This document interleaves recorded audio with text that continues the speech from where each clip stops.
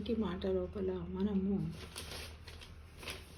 దశానాద ఆరాధన గురించి తెలుసుకుందాం. భగవంతునికి దశానాద ఆరాధన గురించి మనము తెలుసుకుందాం. ఎక్కువ మట్టుకు దేవాలయాలలో ఉత్సవాలు జరిగినప్పుడు, నవరాత్రి ఉత్సవాలలో ఇవన్నీ కూడా చేస్తూ ఉంటారు. అవి ఏంటి మరి దాని గురించి తెలుసుకుందాం. అయితే తూర్పు, పడమర, ఉత్తర, దక్షిణాలతో సహా 10 దిశలు ఉన్నాయి మనకు. అలాగే గోపురము, భూమి, ధాన్యము, వస్త్రాదులతో కలిపి 10 విధ దానాలు ఉన్నాయి. ఇలాంటివే దశనాద ధ్వనులు. ఈ దశనాద ధ్వనులు అంతరార్థము మనోనివేదన, నాదమైన నినాదమైన దైవారాధనలోని ప్రధాన భాగమే. మనస్సును కేంద్రీకరించడంలోని అంతర్భాగమే ఈ నాద ఆరాధన. అయితే ఈ దశానాద ఆరాధనలో ఏమేమి ఉంటాయి అనే విషయం ఇప్పుడు తెలుసుకుందాము మిత్రమా. 1 జలనాదం. దీని ప్రస్తావన వర్ణన రత్నాకరంలో ఉంది. చిన్న నీటి ఊట నుంచి మహాసముద్రం వరకు అంతా జలమే. నీటితో నిండిన పాత్రలతో జలతరంగిణి మన దేశంలో అలనాడు పేరొందిన వాయిద్యం. దీని ప్రత్యేకతను ఒకప్పటి సంగీత పారిజాత గ్రంథము వివరిస్తుంది. 2వది బేరీనాదం. పెద్ద పెద్ద వాయిద్యాలతో మోతే బేరీనాదం. దీని ప్రత్యేకతను శివపురాణంలో వినవస్తుంది. ఆలయ బ్రహ్మోత్సవాల తరుణంలో డమరుక శబ్దాలు, నినాదాలు మనము వింటాం. పోతన తెలుగు భాగవతంలో ఒకచోట బేరీ బంకారాలు అనే పదప్రయోగం జరిగింది. ఎప్పుడు పోతన తెలుగు భాగవతం లోపల ఏమన్నట్టే బేరీ బంకారాలు అనే పదాన్ని, అంటే గుర్రాల గిట్టల తాకిడి, రథచక్రాల ఒరిపిడితో పాటు భటుల పాద ఘటనలు తీవ్రత గురించి వివరించిందంట. అట్లానే ప్రద్యుమ్నుడు ధనుష్టకారంతో శత్రుసేనలను భయభ్రాంతులను చేశాడనేది కూడా ఒక ఉత్కంఠ అనిపించే ఘటమట.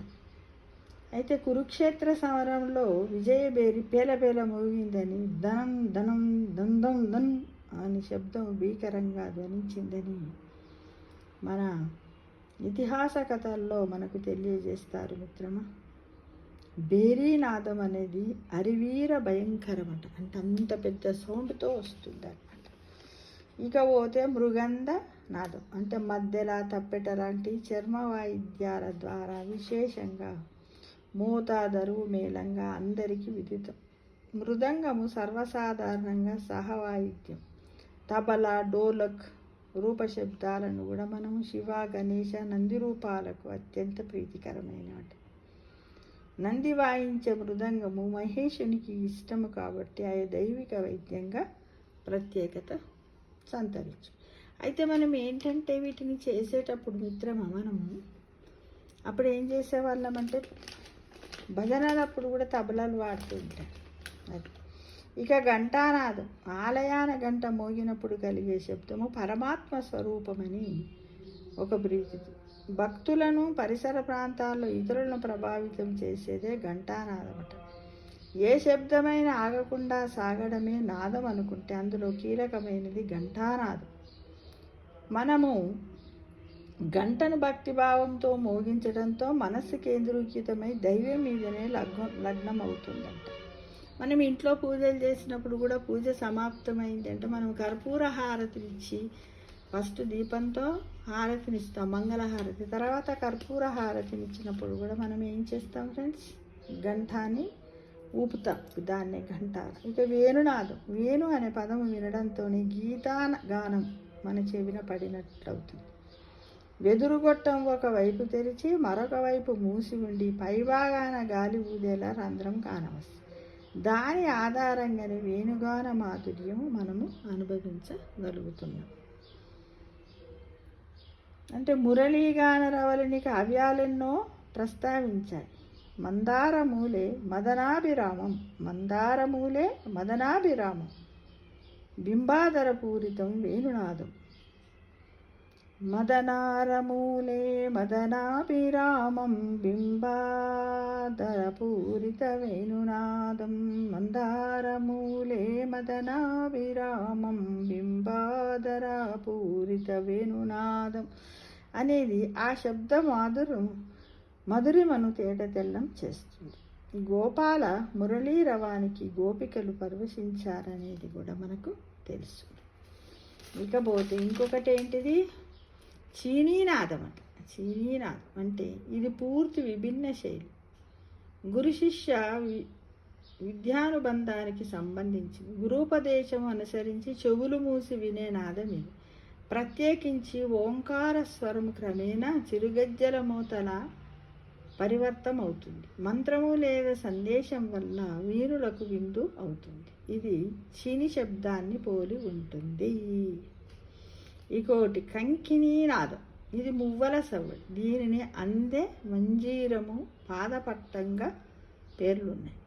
గండబేరుండము తాలూకు శబ్దంగా పరిగణించవచ్చు. కాలి అందెలు ధరించి నడిచినప్పుడు గల్లు గల్లు శబ్దం వస్తుంది. గల్లు గల్లున కాలి గజ్జలు మోగుతూ ఉంటే కలికి కలహంస నడకతో వచ్చినదన్నది కవి హృదయం. కవి అంటాడు కదా, గల్లు గల్లున కాలి గజ్జలు మోగుతుంటే కలికి కలహంస నడకతో వచ్చింది. గల్లు గల్లున కాలి గజ్జలు మోగుతుంటే కలికి కలహంస నడకతో వచ్చింది అని ఒక కవి దీన్ని వివరించారు మిత్రమా. ఇక కహలానాదం. ధ్వనులు పిక్కటిల్లగా శంఖ పహట కహాల అనేది తెలుగు భక్తి కావ్య వర్ణన. ఇది వాయిద్య విశేష అనుసంధానమే. బాకాను దగ్గరగా ఊదినంత శబ్ద తీవ్రత ఇది. పెద్ద డంక, బుర్ర గొమ్ము శబ్దాలను కహలతో సరిపోలుస్తూ ఉంటారు.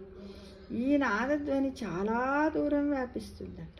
రామాయణములోని కావ్యములో యుద్ధ కథనంలో దీని విశదీకరణను చాలా చక్కగా వివరించారట మిత్రమా.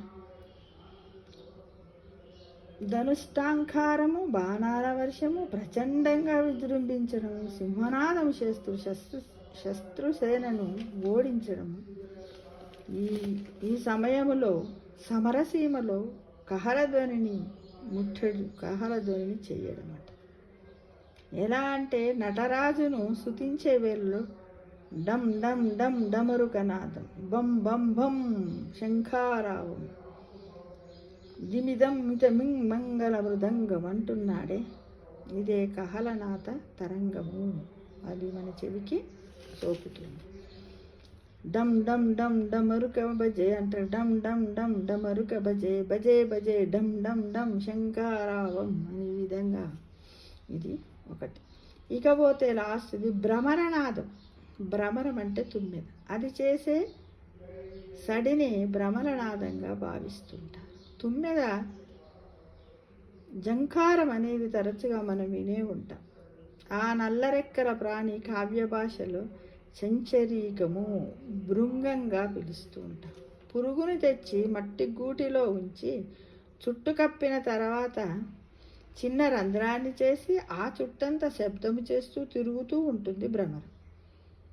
దాని నిరంతరము నాదము కొనసాగిస్తుండగానే లోపలికి కీటకాన్ని తుమ్మెద రూపు రావడం అన్నది సహజ సిద్ధ పరిణామం. ఇక్కడి సందర్భంలో భ్రమరనాదం అనేది నిరంతర దైవనామ స్మరణకు గుర్తు. చూడండి, మనకు అందరి ఇళ్ళల్లో కూడా తుమ్మెద గూడు పెడుతుంది. ఫస్ట్ ఏం చేస్తుంది, మట్టిని తెచ్చి గూడు పెడుతుంది. ఆ తర్వాత ఏం చేస్తుంది, ఒక చిన్న పచ్చడి పురుగుని తీసుకొచ్చి అందులో పెడుతుంది. ఆ భ్రమరానికి రెక్కలు ఉంటాయి, అది వచ్చిపోతుంటే జుమ్ అనేది వస్తుంది.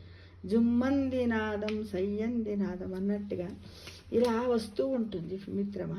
ఇది ఏంటిదట, నిరంతరము అది పెట్టిన గూటి చుట్టే ఈ కీటకం తిరుగుతూ ఉంటుంది. కాబట్టి ఇది సహజ సిద్ధమైనది. అంటే మనం అందరం కూడా నిరంతర దైవనామ స్మరణకు ఆ విధంగా చెయ్యాలని ఈ భ్రమరనాదం ద్వారా మనకు తెలియజేశారు.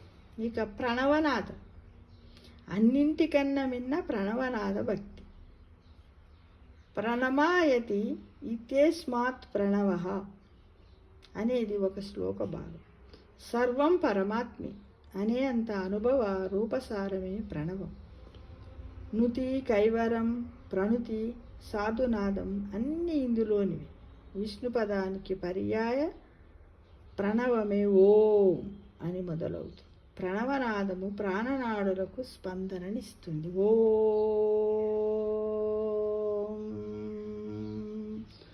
ఓం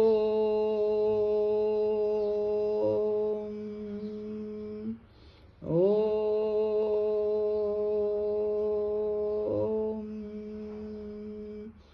ఓం ఓం. శాంతి శాంతి.